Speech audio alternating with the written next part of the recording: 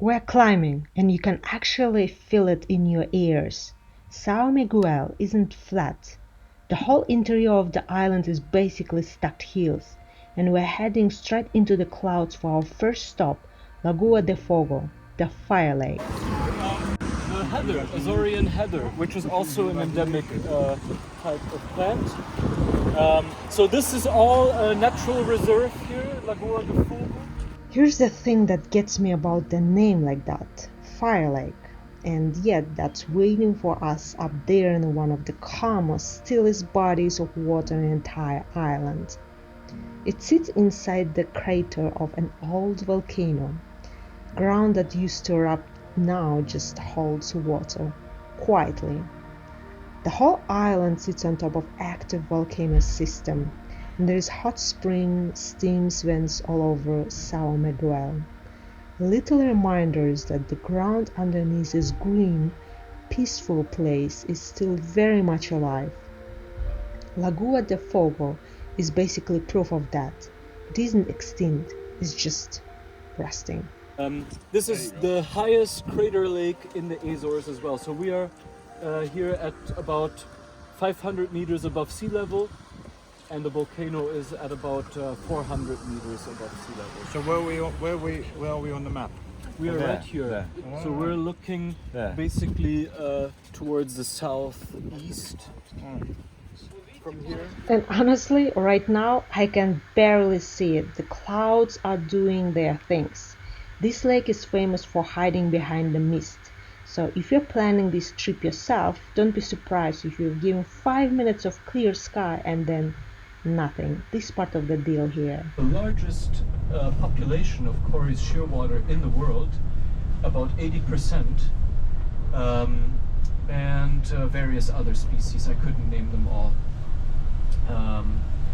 We have buzzards, and then we have lots of marine life as well, whales, right?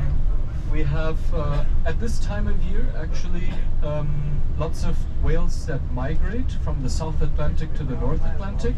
I don't know, maybe you've seen some from your ship? Yes. You did? Really? Wow, that's cool. Do you know what whales you saw? Blue whale. Yes. Blue whale. Okay, we saw last week actually a blue whale here as well, and some orcas as well. So about 20 different species that pass by the Azores during springtime, which is right now. And then year-round we have sperm whales that live here in the Azores, so those you can see all the time. And as you can imagine, you know, with those whales and the demand for whale blubber oil, there was a big whaling industry in North America and in Portugal. The Azores was, of course, a central part of that whaling industry. So that went on until the 80s when whaling was banned, and ships would come all the way from the east coast of the US to the Azores to even hire Azorean young men to work on those ships. And that's how actually a big connection began to emerge between the US and the Azores, with people immigrating from here to the United States, Canada and beyond.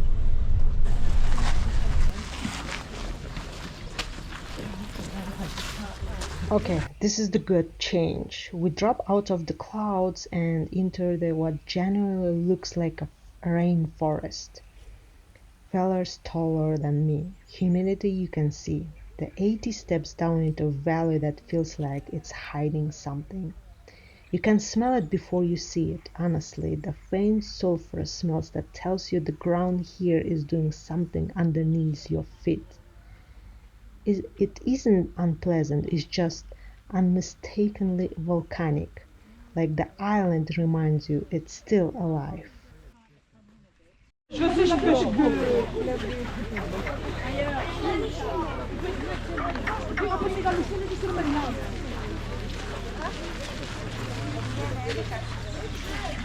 Sim, vou já tirar. Põe a cabeça para baixo. Cabeça para baixo.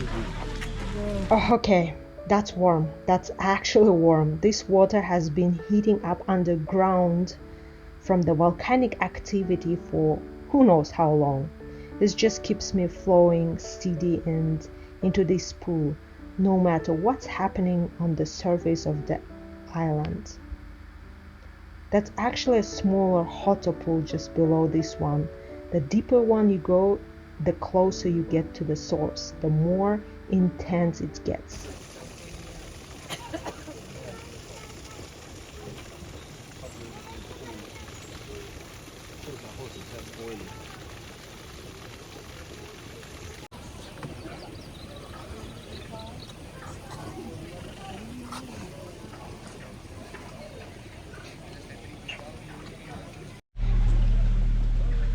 So I'm heading to the fountain. I could use the hot tub, but I don't feel so. The nature is so beautiful. Oh my goodness. Sometimes some parts reminds me Japan, some parts somewhere else. It's fascinating. Wow. I love the green, I love the nature. Ah, so gorgeous. Can I ask you something? When's the last time you let yourself do nothing?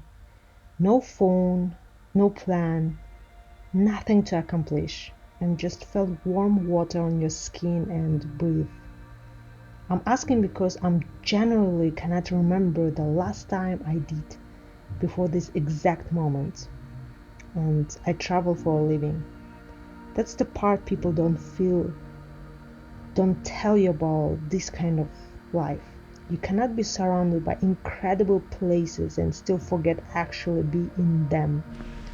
When they offered me this excursion, I was thinking, oh no, I want to sleep. But now I'm so glad they convinced me and I'm here.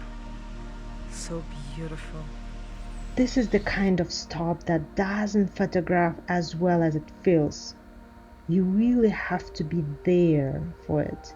This kind of my whole philosophy about this channel actually. I can show you the footage, but some of these places you're going to have to come to find out for yourself. So beautiful.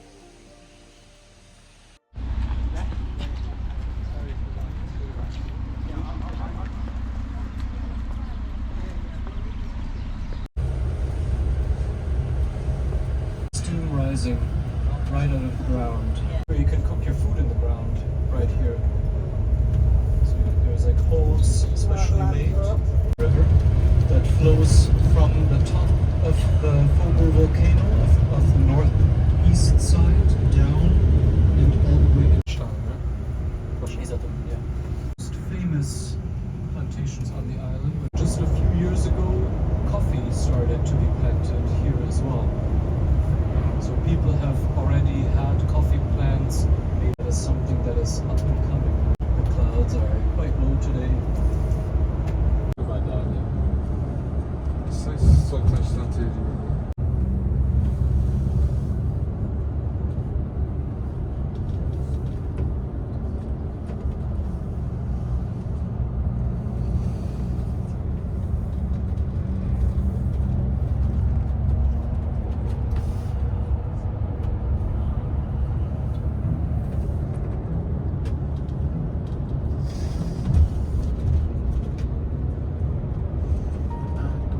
We're officially at the only tea plantation in all of Europe. Not the biggest, not the most famous, the only one. The rows and rows of tea bushes on a hillside overlooking the ocean, like nobody told this place it wasn't supposed to be existed here. And we're going to be stopping right here where all the other buses are stopping. So a little bit busy today. And and then we have a short walk to get to the factory. This is Gorreana. It's been running since 1883. That's not a typo, 1883.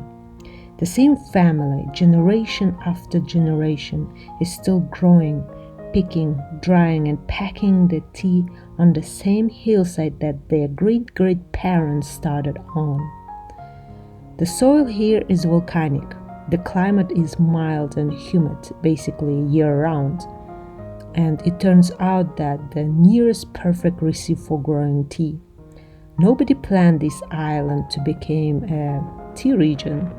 It just happened to have exactly the right conditions.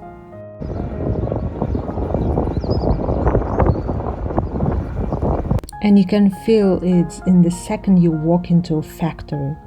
The machines are original. Some of this equipment has been running for over 100 years, and it's not sitting behind glass in a museum. It's still working right now, today.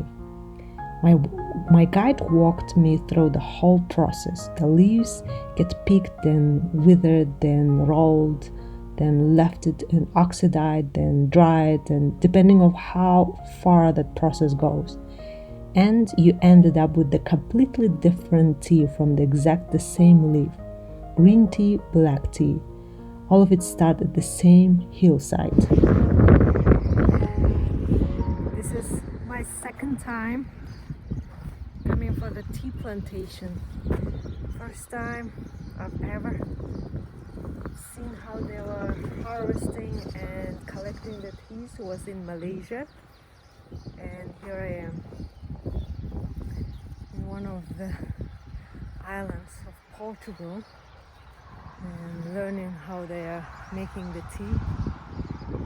Wow. I get some teas with me to gift it.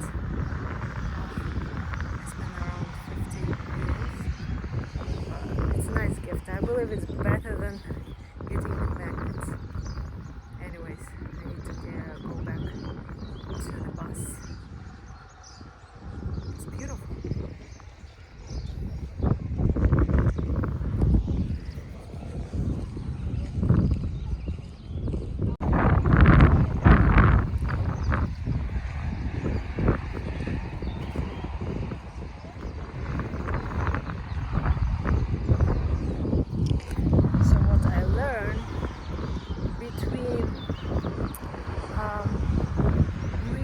Black tea, it's steaming and oxidizing. So steaming make the green tea the color of the green tea, and oxidizing make the color of the black tea. That's the main difference. I keep thinking about what it means to build something that outlives you, something your family keeps carrying long after you're gone. And I don't know exactly what's that's look like for me yet, but standing here and watching 4 generations of one family work until turning these gears, that's the kind of legacy that makes you sit with your own choices for a minute. I think about legacy differently than I used to. I used to think it means something huge, business, a building, your name on something. But maybe it's just showing up for same thing, day after day, long enough that became bigger than you. That's what this whole hillside is.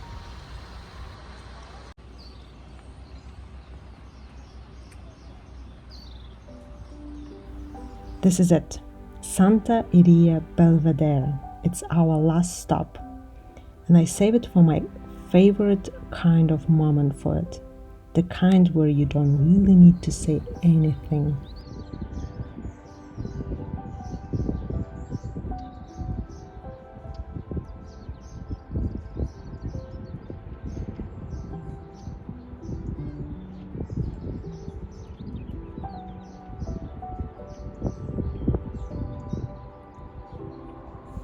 I was standing in the clouds looking at the lake inside the volcano. Then I was in a warm spring underground. Then I was drinking green tea in a hillside by a family that's been doing this for 100 years.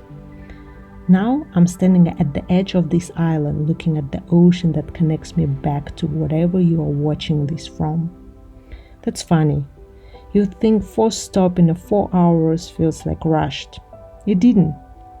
It felt like the island was showing me it's the whole personality on purpose. The wild, misty side, warm, quiet side, the patient generation side, and now this, the wide open, go find the next thing side. That's what I love about these days like this. You start somewhere and by the end you are not quite the same person who get on the coach this morning. Even if it's small, even if it's just you notice something, you felt something, you ask yourself a question that you hadn't asked in a while. I get the message all the time from people who say they wish they could do what I do. Travel, see new places, build a life that doesn't look like everybody else. And what I always want to say back is, you don't need 4 hours in Horizon to start that.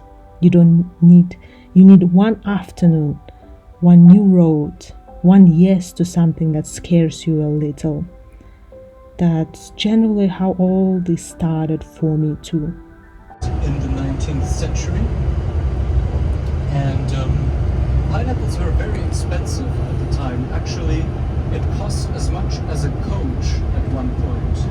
So it was quite a luxury item. Only nobility basically could afford to buy a pineapple or to rent one. People actually even rented pineapples to basically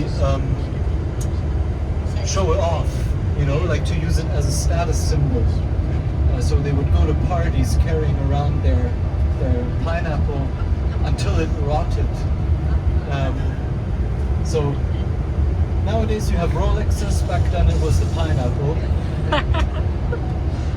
And because of this very pricey and very popular fruit, it was something that was very productive to grow here and to then export to mainland Europe and later also to the United States.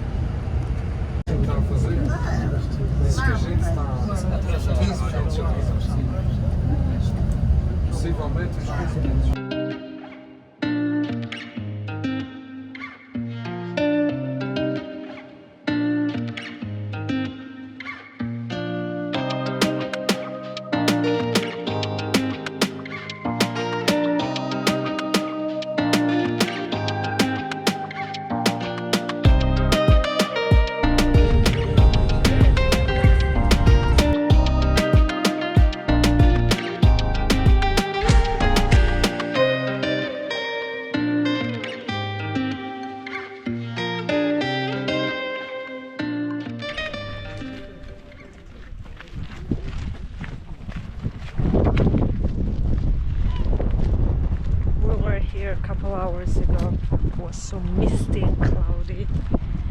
Now we came back and we can see what we're supposed to see in the beginning of the trip, but the weather is so unpredictable and it changed a lot.